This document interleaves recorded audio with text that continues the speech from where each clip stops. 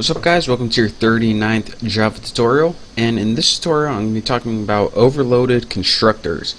Now you guys already know what a constructor is. It's pretty much a method with the same name as that class, and whenever you create an object it automatically calls that method or does that method. So I told you guys how to build a constructor, and I told you guys that you can build only one constructor with the same name as the class. But I didn't tell you guys that you can build multiple constructors, and depending how many arguments you have, it picks what constructor to use. For example, if you called that object with one argument, it would have a constructor for that. If you called that object with 3 arguments, it would have a constructor that took 3 arguments. So let's go ahead and do this right now. So we first need our 3 variables, private int hour, and then we need that same thing. Let me put a semicolon instead of colon. We need that same variable with minute and second. Minutes and second. Now let's go ahead and build our first constructor. And we do this by putting public tuna, since tuna is the name of the class, and I'm not going to have any arguments for this one. We're going to do one with 0 arguments, 1, 2, and 3. So when you put one with 0 arguments, what we want to do is eventually we want to give it 3 arguments. So what we would do is put this keyword, and what this does is pretty much invoke the constructor again, but give it 3 arguments this time using 0, 0, and 0. So now we need to build another constructor. So public, actually we can probably just copy this. Copy, we're lazy, and paste. Public tuna, but instead of 0 arguments, this one, if they pass in 1 argument, what are we going to do? Well, if they pass in 1 number, then let's just assume it's the hour. So we put this hour, so if they passed in object 5, it's going to be 5 o'clock, then 0, 0. So now let's build another one, and this one's going to have 2 arguments. This one's going to have an hour and a minute. So int hour and int minute right there. So now what we want to do is invoke hour and minute, and again what this is going to do is call this constructor again, but pass it 3 arguments right here. So now you're saying, alright, if we call this constructor again, it's going to look through this one, see where there's 3 arguments, look through this one, see where there's 3 arguments, and look through this one, see where there's 3 arguments.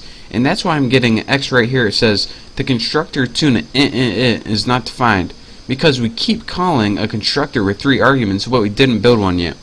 So let's go ahead and build one right now. Let's go ahead and put public tuna, and I could have copied that, but int hour, int minute, int second. And if you watch, all of my X's just disappeared. So you see they're now up, and then once we finally build one, it disappears. So now that we have a constructor with 3 arguments, we can go ahead and build something what it does. In fact, I'm going to build another, I'm going to have it call another method right here that sets the time to hour, minutes, and seconds. And we're actually going to be building this in the next tutorial. Actually, we can probably build it right now, we have enough time. But let me explain to you first what this one does. If a user was to create an object with 0 arguments, it would give it 3 arguments by default, so it can go down here to this constructor. If a user was to enter an object with 2 arguments, it would go to this one. It would use the first number as the hour, the second one is minute, and the third one is 0. And then it would call this constructor again with 3 arguments, and the only one with 3 arguments is this. In hour, in minute is second. And then what this constructor does is set the time in a set time method. And you're saying, alright, where the F is that method? Well, we're going to build it right now, so take it easy.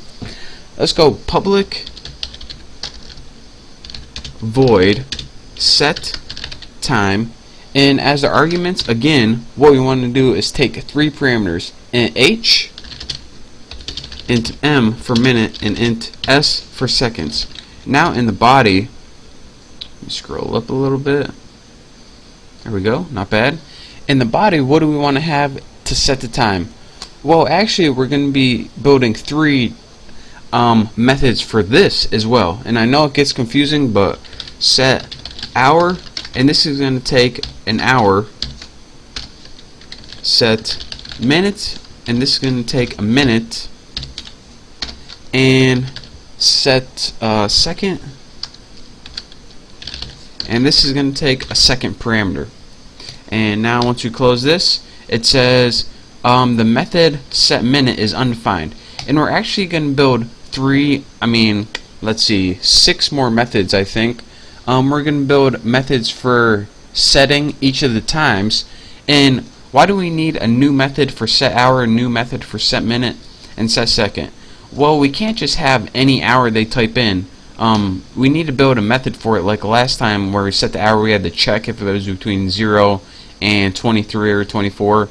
And set minute, we need to make sure this is between 0 and 60, and also for set seconds. And we're also going to make another method for get method, not get method, for get hour, get minute, and get seconds. And that's just going to return everything. But we're going to be doing that next tutorial. But if you still don't know why I'm having separate methods for these, it's so only these methods can access the hour. And down here, as I said in last time, we don't want any other class to have access to this information right here. So that's why we need to build a separate set and get methods for each hour and like hour, minute, and second. But anyways, that was supposed to be for next tutorial. That was just a little jump ahead. The meat of this tutorial that I want to tell you is right here. Let's see. Yep. These are all constructors right here. One with 0 arguments, one with 1, 2, and 3. And I just want to tell you that you can build different constructors depending on how many arguments you have.